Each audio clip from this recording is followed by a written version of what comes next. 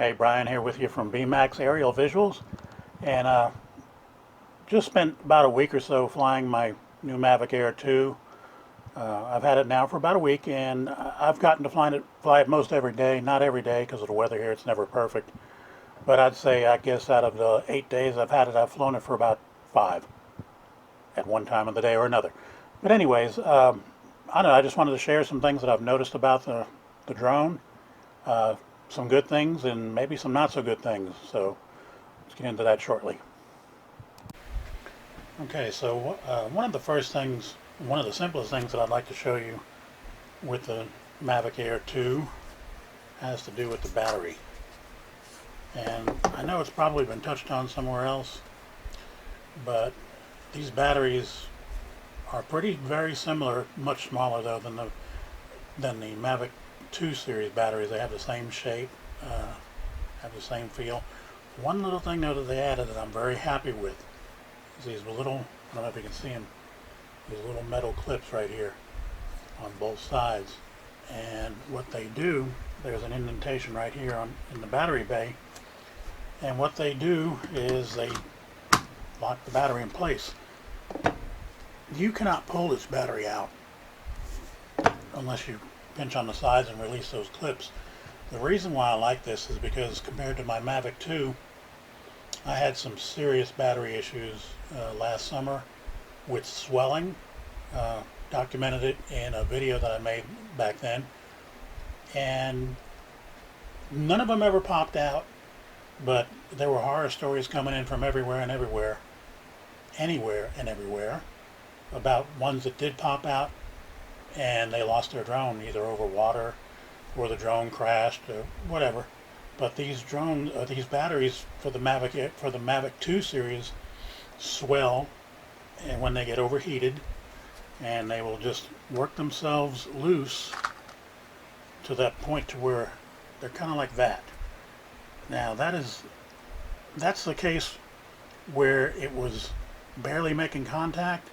They come out just a little bit further. Those contacts right here are going to lose contact, and basically the drone just lost all its power and is going to fall out of the sky. So I am very pleased with DJI for being proactive and putting these clips on the batteries. Hopefully they'll go far to mitigate and avoid those kind of circumstances altogether.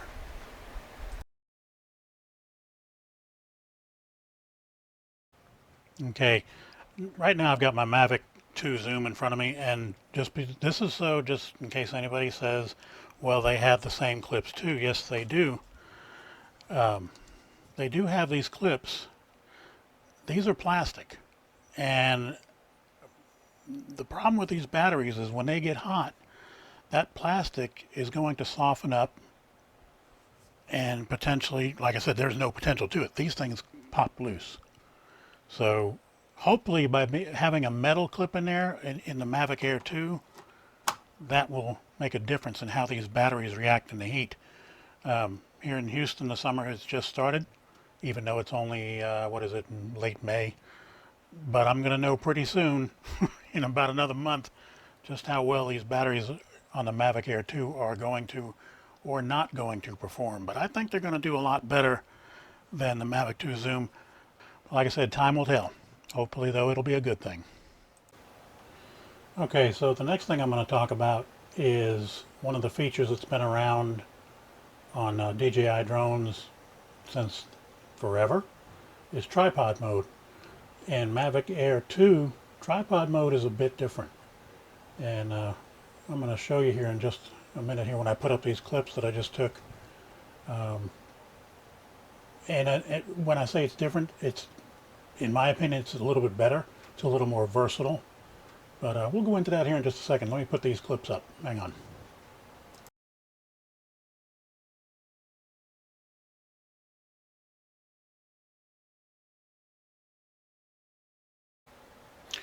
Okay, so out here in the front yard, I set up a little test run, and I used my screen recorder and my Osmo Pocket to record some of the flight just in case there was any mishaps. But one thing I want to bring your attention to is the lower left corner there where it's showing the speed of the Mavic Air 2 in tripod mode. if you notice, it's going a lot faster than the 2.2 miles per hour that you get with the Mavic 2 series, and I believe the Mavic Pro series even before that.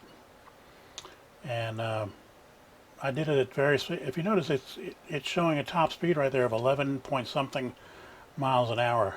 And you're thinking that I also did these from the side with speeds that were a little bit lower, but the point of it is that you're getting a little bit of a variation of the speed that you could use. And I guess what I mean when I say variation of the speed that you can use, if you hold the speed that I was getting was with the stick pushed all the way forward, the right stick. Whereas if I just hold the stick just a little bit, I could still achieve 2.2 or anything in between 2.2 and 11 miles an hour. And it took a while for it to get up to 11 miles per hour, and I noticed that's as far as it tops out in tripod mode. The advantage to this is if you want to get a little bit of a smoother shot, but you don't want to have a jerky thing to where the drone's going to pitch one way or maybe just start too fast or slow down too fast. Tripod mode still works the way that it did, but you just have a little bit more variation on your speed. I have an Evo 1, and it has its own version of tripod mode called Precision, and in it you have a choice of three different speeds you can use. You can use 2.2, 4.5, and I believe 8.6. And it's kind of nice to have that change up in case, depending on how fast you want to go or how slow. It just depends on the situation, but it gives you a little bit more flexibility when you're trying to plan out a shot and maybe get it from a different perspective or a different view, whereas you don't want something going so fast that it's a blur, or maybe you're flying low to the ground and you wanted to make it look fast and you can speed it up in post, but meanwhile you're only doing 3 or 4 or 5 miles an hour. So I like that as a variation from the original app, tripod mode app in the other Mavic series drones. So thumbs up on that one. Okay, so remember at the beginning of the video the little teaser I put out with a split screen showing my Mavic Air 2 and my Mavic 2 Zoom in flight over the same street? Let's run that one again. Okay, so you can see from this that I've taken out the titles on this just so it's a little bit easier to read, or to follow I should say. But if you notice, I've got really good cloud definition on the right, but the colors seem a little bit crisper and sharper on the left. So which drone is which? What do you think?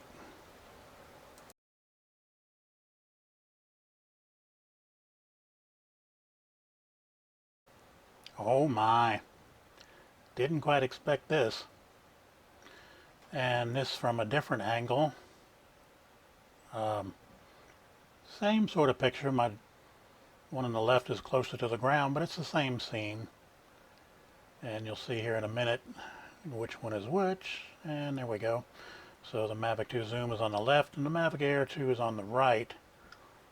So I'm not sure what y'all think about this, but I do.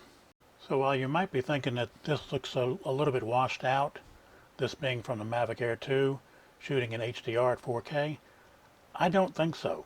That sky behind it is actually the way it looked when I was on site. So this is actually a truer representation of the real world as it looked to me when I was on site. Whereas with the Mavic 2 Zoom, my colors here are looking a bit more saturated. I have a better cloud definition in the back. You see like the shadow of the cloud underneath the cloud. There is that, but on the pan out here to the water was way off color. It kind of had a brackish color that really wasn't representative of what it was. Keep in mind, I did no color grading on these clips. They were taken straight from the SD card from both drones. And it is what it is, but I'm going to show you something here in a second to where you think, well, HDR is maybe not what it's cracked up to be. maybe not. Let's take a look at this. Hang on. Okay, so in this sunset shot, I've got the Mavic Air 2 up at around, I think it was 180 feet, and I'm shooting in 4K at 60 frames a second.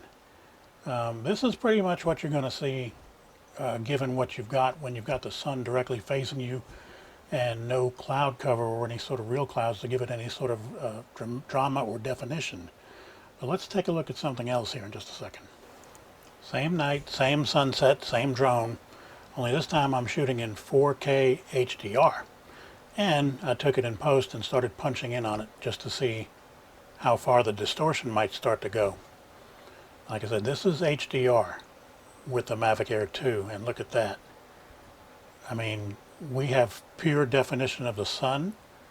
We still can see what would be the corona and in all its glory. You don't get that when you're shooting. I mean, look at that. That's like an 8-time zoom right there.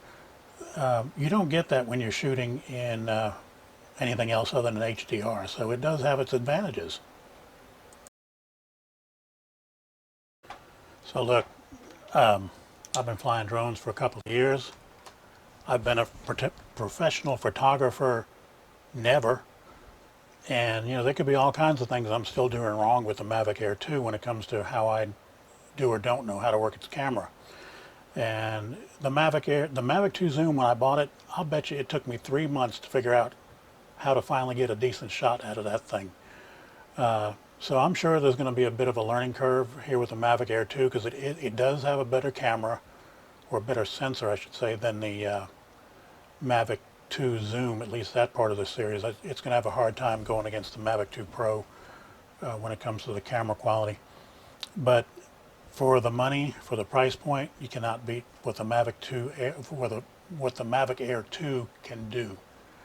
So all in all, I'm still pretty happy with this bird, and I may or may not go with more updates. I'm just throwing some of these things out here to see what y'all think about it.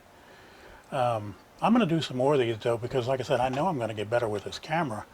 The only thing that bothers me is when you are in 4K HDR, you can't adjust the exposure value. It just will not let you do it, which, you know, it is what it is. So it's taking it in what it sees to be the best light or color or whatever, or both. So it's just a matter of, okay, so maybe I'm in a situation where HDR is not going to be a good ideal thing. Let's go with the 4K 60 and we can fix whatever we need to fix in post. And like I said, that's part of the learning curve. And that's part of what I love having a new drone for, is to learn what it can do and to teach me along the way what I can do with it. So hope you enjoy the video, and I hope to do some more of these, and I'll see you on the next one.